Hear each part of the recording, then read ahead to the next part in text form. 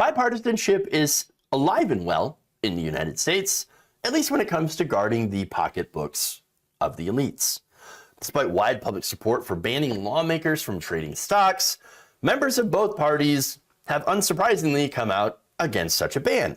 So now the debate has been going on in recent months, of course, in fact, over the last couple of years, longer than that, after many members of Congress violated the Stock Act and seemingly had and used insider information in order to protect their own pocketbooks. While, of course, the rest of the American people, well, did not have that information and therefore suffered many losses during the coronavirus pandemic. So now, in 2020, back in February, Republican Senator Richard Burr had been caught selling hundreds of thousands of dollars worth of stocks before the market suffered a gigantic crash the next month. Now, while he was overseeing those stock trades, Burr was publicly downplaying the threat of coronavirus. Oh no, everything's fine. He wrote an op-ed about it. Oh, you know what? The United States, the economy, we are prepared and we are ready. Everything is fine. We can handle anything coronavirus. Whereas behind the scenes, he's frantically calling his brother, sell, sell, sell, sell, sell, sell, sell, sell, sell. Oh my God, please sell. Sell it now. Dump the stocks and buy stock in other places, like cleaning supplies. And they're not the only ones, of course. You also had Richard Burr, Kelly Loeffler, Inhofe, Senator Inhofe with the snowball.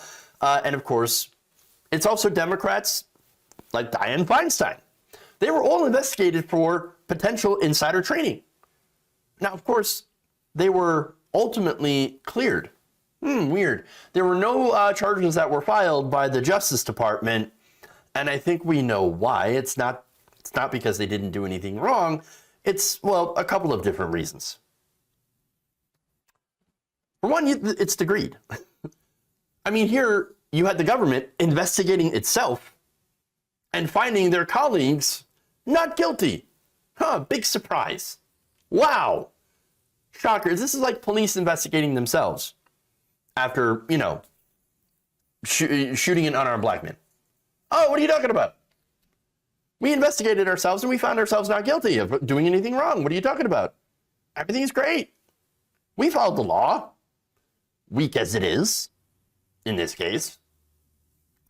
Now, big surprise out of Merrick Garland, by the way. Incredibly, incredibly weak and ineffective.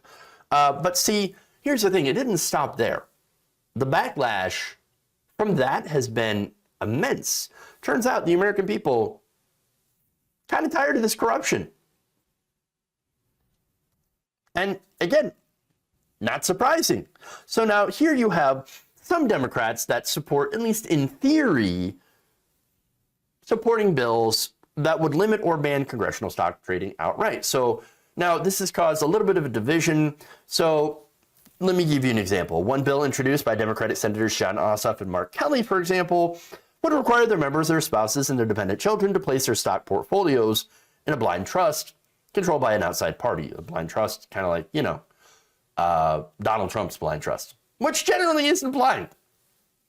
Come on, you think that if you have control or if you have stocks in these companies that you write rules that will regulate them, that you will adhere, that you will know nothing about your investments at all?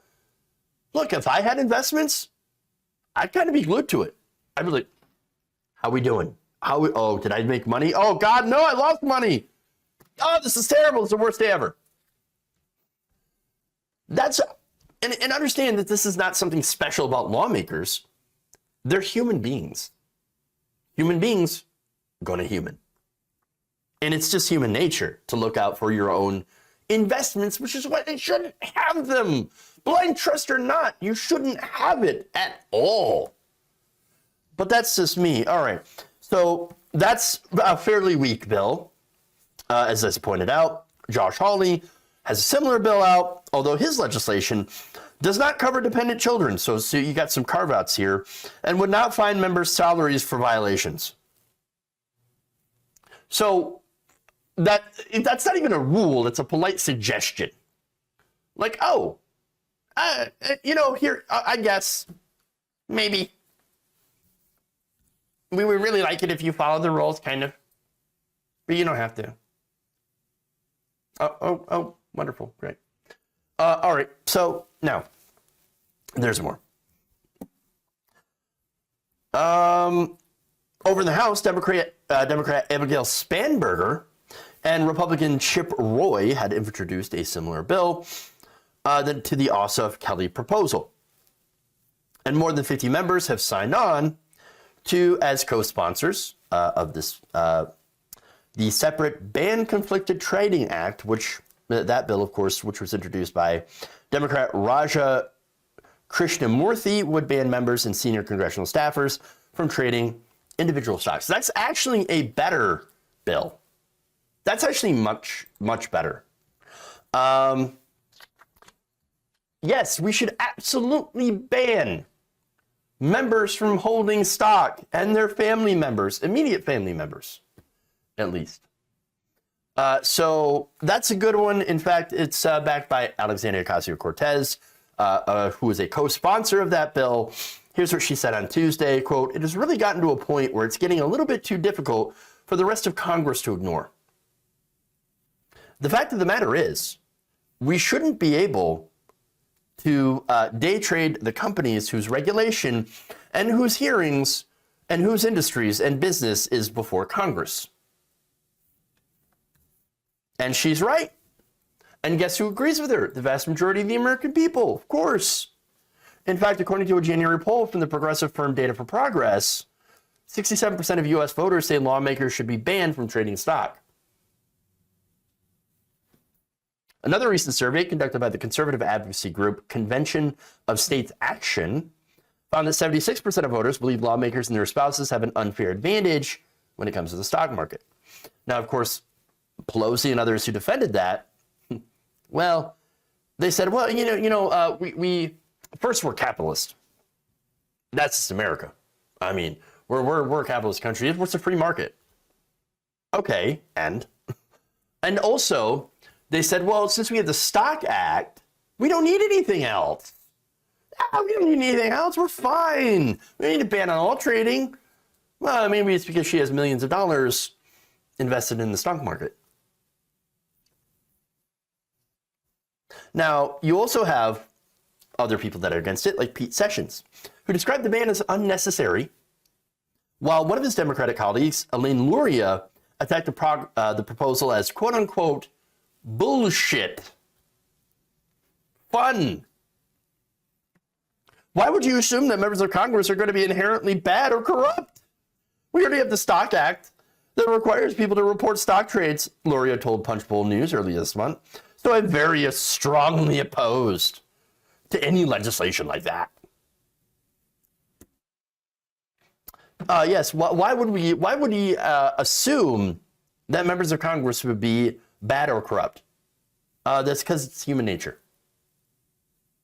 That's it. Laura and her husband, for example, they own millions of dollars worth of stocks in Facebook, Netflix, and Apple, among other companies. Why wouldn't you, if you regulated these companies and you knew that a change would decrease the value of their stocks, why wouldn't you protect your own assets? Once again, it's human nature, right? It makes sense. It makes sense. Nobody is dumb enough to believe that members of Congress wouldn't do the same thing. They're not superhumans. They're not magically altruistic people, okay? No, they're humans. They're regular people that are going to look out for themselves. This shouldn't be surprising. This shouldn't be controversial. And as far as the Stock Act, now, remember how they keep going back to, the Stock Act, it's enough, the Stock Act, it's enough. No, it's never enforced. It's basically toothless. In fact, you know how many people have been prosecuted under the Stock Act? None.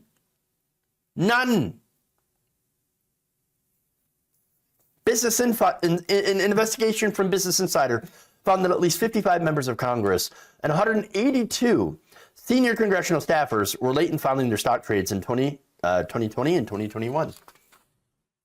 a late filing is supposed to be punished with a $200 fine that increases with subsequent offenses. But now, but Congress, understand that Congress doesn't keep any public record of the fines, and it's even unclear as to how they're collected. So basically, this legislation has no teeth, no enforcement, and is essentially useless. No wonder it got passed. No wonder. Gee, big surprise. Useless. But what it does is provide window dressing. Oh, look, we did something. We passed the Stock Act. And then we can go back to being corrupt. No, there has to be a ban. There needs to be a ban. Now, that said, is there going to be a ban? Probably not. Very, very unlikely. Oh my God, are you kidding? Yes, there should be a ban. Everybody knows there should be a ban.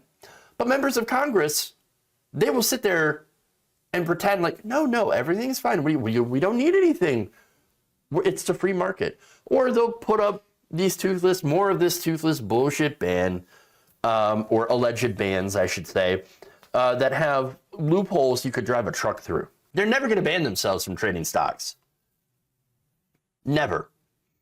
Look, you have politicians whose money is on the line. They're always going to do things in their own best interest. Doesn't matter if they're Democrats or Republicans on this issue, and some others.